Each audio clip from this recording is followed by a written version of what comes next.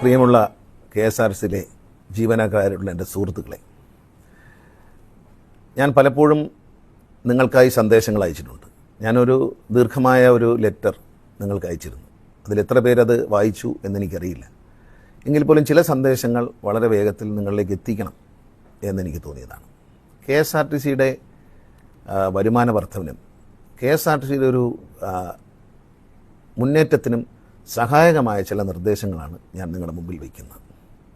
ആ നിർദ്ദേശങ്ങളിൽ പ്രധാനമായിട്ടുള്ളത്, നമ്മളെ സംബന്ധിച്ച് KSRTCയിലെ സംബന്ധിച്ച് നമ്മുടെ യജമാനൻ എന്ന് പറയുന്നത് ജനങ്ങളാണ്, യാത്രക്കാരാണ്.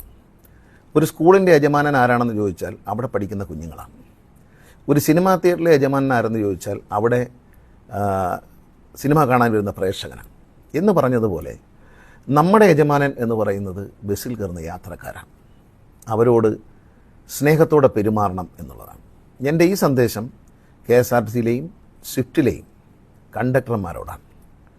ഈ ലഘു സന്ദേശത്തിൽ ഞാൻ നിർദ്ദേശിക്കുന്ന കാര്യങ്ങൾ നിങ്ങൾ ദയവ് ചെയ്ത് പിന്തുടരണം, അതനുസരിച്ച് മുന്നോട്ട് പോകണം. നിങ്ങൾ അങ്ങനെ ചെയ്യുകയാണെങ്കിൽ നമ്മളുടെ വരുമാനം വർദ്ധിക്കും, നമുക്ക് എല്ലാ കാര്യങ്ങളും നമ്മുടെ ശമ്പളം അടക്കമുള്ള കാര്യങ്ങൾ കൃത്യമായി കിട്ടാനും അന്തസ്സായ ഒരു KSRTC മുന്നോട്ട് കൊണ്ടുപോകാൻ, അന്തസ്സായ ഒരു ജീവിതം നമുക്ക് നയിക്കാനും പറ്റും എന്നുള്ളതുകൊണ്ട് നിങ്ങളുടെ പരിപൂർണ്ണ സഹകരണം ഞാൻ പ്രതീക്ഷിച്ചുകൊണ്ടാണ് ഈ ആശയങ്ങൾ പറയുന്നത്.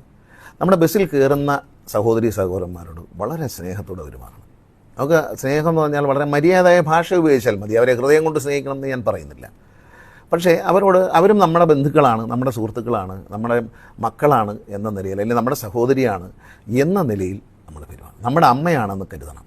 അത്തരത്തിലൊരു പെരുമാറ്റം നമ്മുടെ കണ്ടക്ടർമാരുടെ ഭാഗത്തു നിന്നുണ്ടാകണം.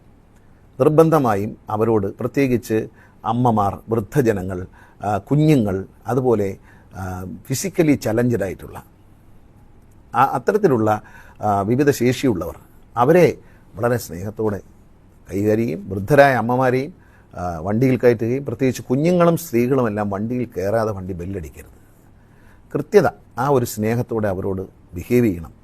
മാത്രമല്ല, ഇപ്പം ബസ്സിലേക്ക് കയറി വരുന്ന പല ഉദാഹരണങ്ങൾ അറിയുന്നത് കൊണ്ടാണ് ഞാൻ പറയുന്നത്. ബസ്സിൽ കയറി യാത്ര ചെയ്യുന്നവരുടെ അടുത്ത് അനാവശ്യമായ ചോദ്യങ്ങൾ ചോദിക്കേണ്ട കാര്യമില്ല. ഈ കൂടെ വരുന്ന സഹോദരിയാണോ, ഭാര്യയാണോ, ലവറാണോ എന്നൊക്കെ ചോദിക്കുന്ന ചില കണ്ടക്ടർമാരുടെ നടപടികൾ തെറ്റാണെന്ന് വിശ്വസിക്കുന്ന ആളാണ് ഞാൻ.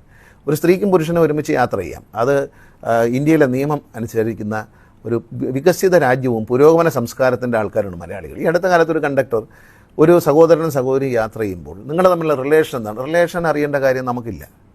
നമുക്ക് പാസഞ്ചർ വണ്ടിയിൽ വരണം എന്ന് മാത്രമേ നമുക്കുള്ളൂ. അത്തരം ചോദ്യങ്ങൾ ചോദിക്കരുത്.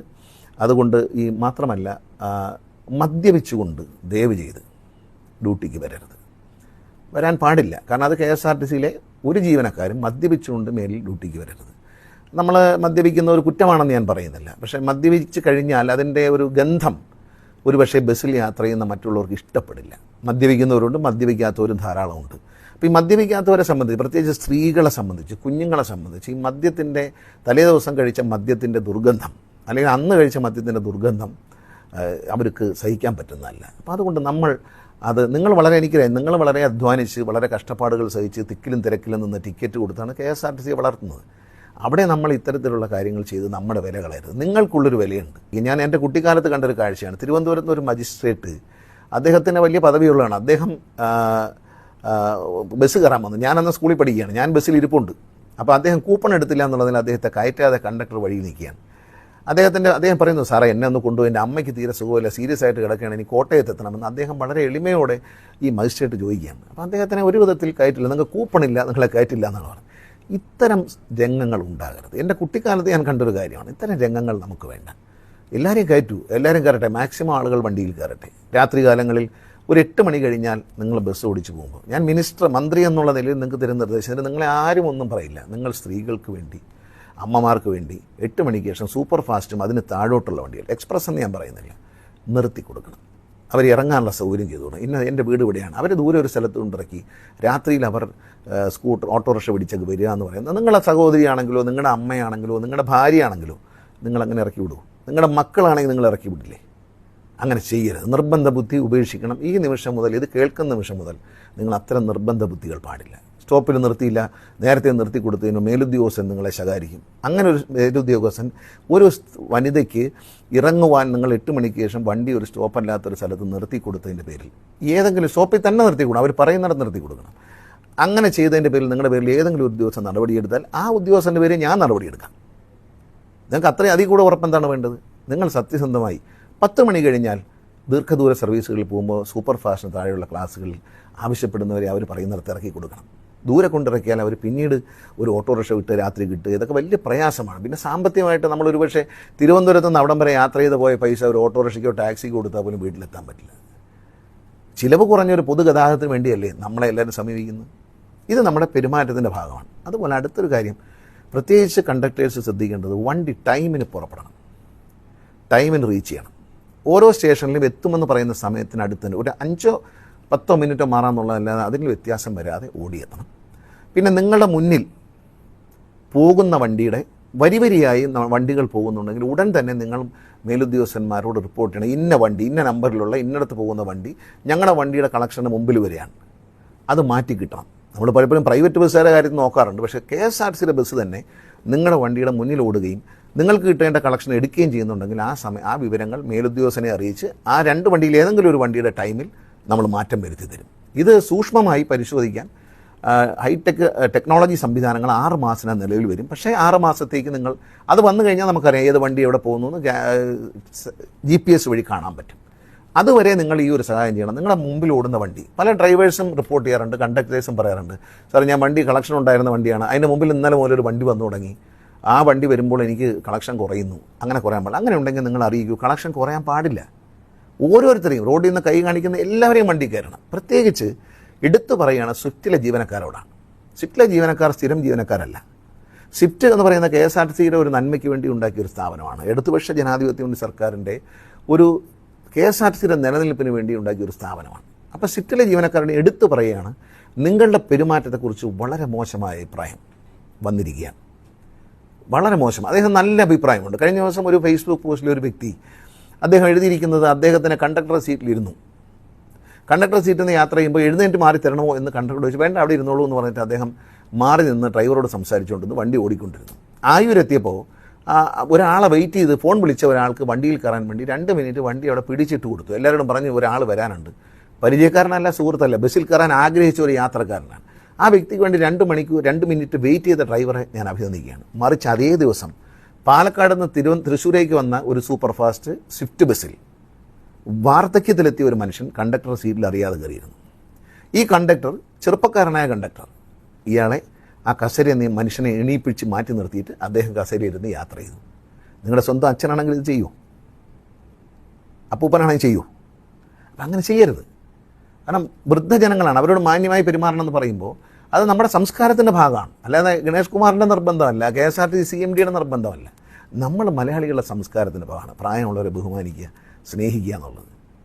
ഒരു നിമിഷം നിങ്ങൾ എന്താണ് അദ്ദേഹത്തിൻ്റെ അച്ഛനായി കാണുക, ഏത് ആളാണെന്ന് എനിക്കറിയാം, കണ്ടക്ടർ ആരാണെന്നും ഏത് വണ്ടിയാണെന്നൊക്കെ എനിക്ക് നന്നായിട്ട് അറിയാം, കൃത്യമായ നമ്പർ എന്നാണ്, ഞാൻ നടപടി എടുക്കത്തില്ല. പക്ഷെ പറയുകയാണ്, എല്ലാവരോടായിട്ട് പറയുകയാണ്, സ്വിഫ്റ്റിലെ ഡ്രൈവർമാരോടും കണ്ടക്ടറോടും പറയുന്നു, മദ്യപിച്ചുകൊണ്ട് ജോലിക്ക് വരരുത്, നിങ്ങൾ കൃത്യമാന്യമായി പെരുമാറണം. കൂടുതലും സ്വിഫ്റ്റിലെ കണ്ടക്ടർമാർ ചെറുപ്പക്കാരാണ്. നിങ്ങൾ വളരെ മാന്യമായി പെരുമാറണം. ഞാൻ ജനങ്ങളുമായിട്ട് വളരെ അടുപ്പമുള്ള ഒരാളാണ്, എന്നെ ആർക്കും എപ്പോഴും കാണാവുന്ന ഒരാളാണ്. ഒരു കാര്യം ഞാൻ പറയാം, നിങ്ങൾ എന്ത് ഇങ്ങനെയുള്ള മിസ്റ്റേക്കുകൾ കാണിച്ചാലും എൻ്റെ അടുത്ത് വരും, ഞാൻ അറിയും. അതിൽ ജനങ്ങളോട് മോശമായി പെരുമാറുന്ന, പ്രത്യേകിച്ച് സ്ത്രീകളോട്, കുഞ്ഞുങ്ങളോട്, വൃദ്ധജനങ്ങളോട്, അത്തരം അതുപോലെ ഫിസിക്കലി ചലഞ്ചറായിട്ടുള്ള ആൾക്കാരാണ്. അതൊന്നും നമ്മൾ അതിന് എക്സ്ക്യൂസുകളില്ല, തുറന്നങ്ങ് പറയാൻ, അതിന് ന്യായങ്ങളൊന്നും പറയാനില്ല. അത്തരം പരാതികൾ ഉണ്ടാകാതിരിക്കാൻ ശ്രദ്ധിക്കണം. വണ്ടി കൃത്യസമയത്ത് വരണം. വരിയായി വണ്ടി പോകുന്നുണ്ടെങ്കിൽ കണ്ടക്ടർ അടുത്ത സ്റ്റേഷനിൽ അറിയിക്കണം. വളരെ സ്നേഹത്തോടെ ഇപ്പോൾ നമ്മൾ പുതിയ പല സംവിധാനങ്ങളും ബസ്സിനകത്ത് തന്നെ ചെറിയ മിനി ഷോപ്പ് വരുന്നുണ്ട്, ബസ് സ്റ്റേഷനുകളിൽ സൗകര്യങ്ങൾ വരുന്നുണ്ട്. നമുക്കൊരു 6 മാസം കൊണ്ട് നമുക്ക് ജീവനക്കാരായ നിങ്ങൾ സ്നേഹത്തോടെ സഹകരിക്കുക.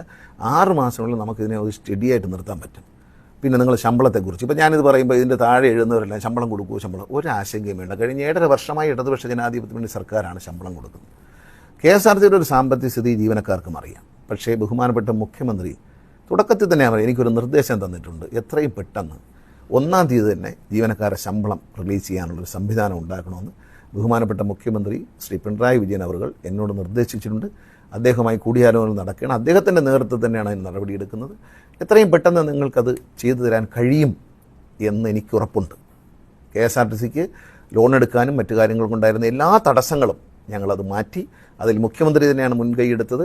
ആ തടസ്സം മാറിയിരിക്കുന്നു. ഇനി നിങ്ങൾക്ക് ശമ്പളം തരാനുള്ള ചർച്ച അദ്ദേഹം വിളിച്ചിട്ടുണ്ട്. ധനകാര്യമന്ത്രിയും എന്നെയും അദ്ദേഹം ആ ചർച്ചയിൽ പങ്കെടുപ്പിച്ചുകൊണ്ട് നമ്മളത് ചെയ്യും. മുഖ്യമന്ത്രിയുടെ ഒരു പ്രഖ്യാപിത ലക്ഷ്യം, അദ്ദേഹം ഒരു മന്ത്രിസ്ഥാനം ഏറ്റെടുത്ത മന്ത്രി എന്ന നിലയിൽ എന്നോട് ആദ്യം ആവശ്യപ്പെട്ടത് നമുക്ക് 1-ാം തീയതി അടുപ്പിച്ച് ശമ്പളം കൊടുക്കാനുള്ള ഒരുമിച്ച് ശമ്പളം കൊടുക്കാനുള്ള ഒരു ഏർപ്പാട് ഗണേഷ് കുമാർ കണ്ടുപിടിച്ചുകൊണ്ട് വരണം എന്നാണ് അദ്ദേഹം പറഞ്ഞത്. ഞാൻ ഉദ്യോഗസ്ഥരുമായി ചർച്ച ചെയ്തു. അതിന് പല പല ഫോർമുലകളുണ്ട്.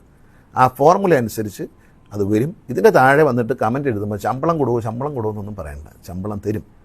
ഞാൻ മുഖ്യമന്ത്രി എന്നോട് ആവശ്യപ്പെട്ടൊരു കാര്യമാണ്. അത് അദ്ദേഹത്തിന് മുമ്പിൽ പല പല സജഷൻസ് ഉണ്ട്. അദ്ദേഹത്തിന് മുന്നിൽ വയ്ക്കും. അതിലേറ്റവും യുക്തിസഹമായിട്ടുള്ള ഒരു സജഷൻ അദ്ദേഹം നിർദ്ദേശിക്കും. അതനുസരിച്ച് LDF സർക്കാർ നിങ്ങൾക്ക് ശമ്പളം തരും. അത് ഉറപ്പായിട്ട് പറയാം. ധൈര്യത്തോടെ ഞാൻ പറയണമെങ്കിൽ വെറുതെ പറയില്ലല്ലോ. നിങ്ങൾക്ക് എന്നെ വിശ്വസിക്കാം. അതിന് മുഖ്യമന്ത്രിയുടെ ഉറപ്പ് എനിക്ക് ഉള്ളതുകൊണ്ടാണ്, അദ്ദേഹത്തിൻ്റെ പിന്തുണ എനിക്കുള്ളതുകൊണ്ടാണ് ഞാൻ ഇത്ര ധൈര്യമായിട്ട് പറയുന്നത്. ഇക്കാര്യത്തിൽ മുഖ്യമന്ത്രിക്ക് വളരെ താല്പര്യമുണ്ട്. അദ്ദേഹം അത് ചെയ്യാൻ എന്നെ നിർദ്ദേശിച്ചിരിക്കുകയാണ്. അത് ചെയ്യും.